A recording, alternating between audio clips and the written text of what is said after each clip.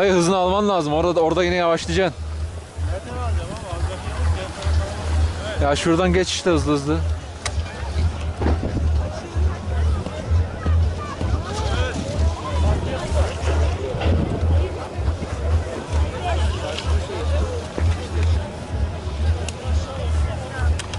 Hadi gelin.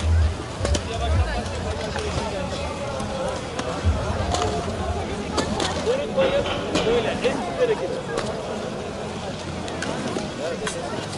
Yok yani. Ben geleceğim.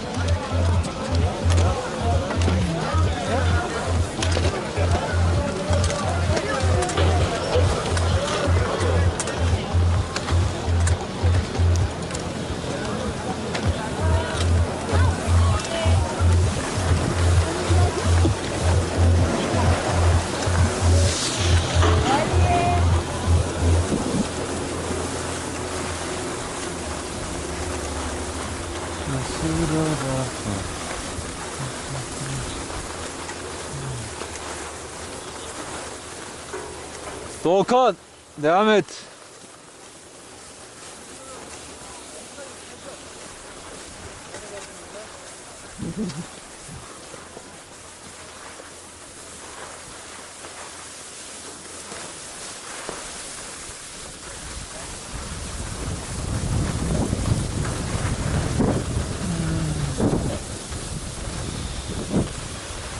Abi yanında ya. Koşuyorum geç dayı. Gördün zaten pist böyle. Tamam. Biz sadece gezme olsun diye anladın mı? Tamam. Tam korkuyorsun abi.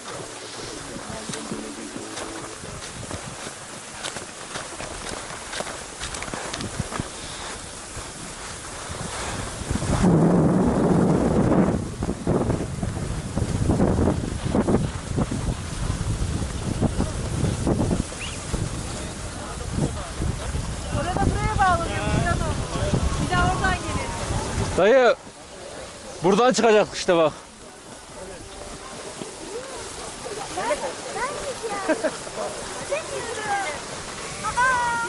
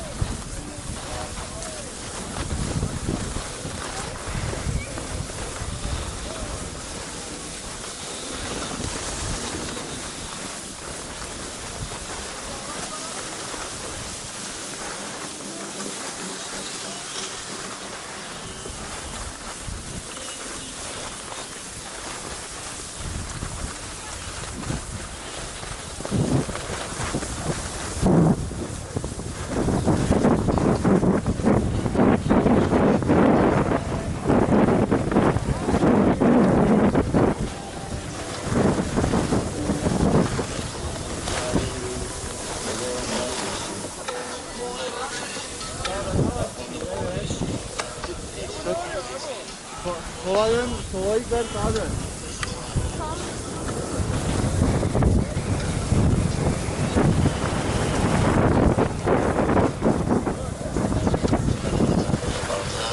Seni seviyorum, dalından git gider.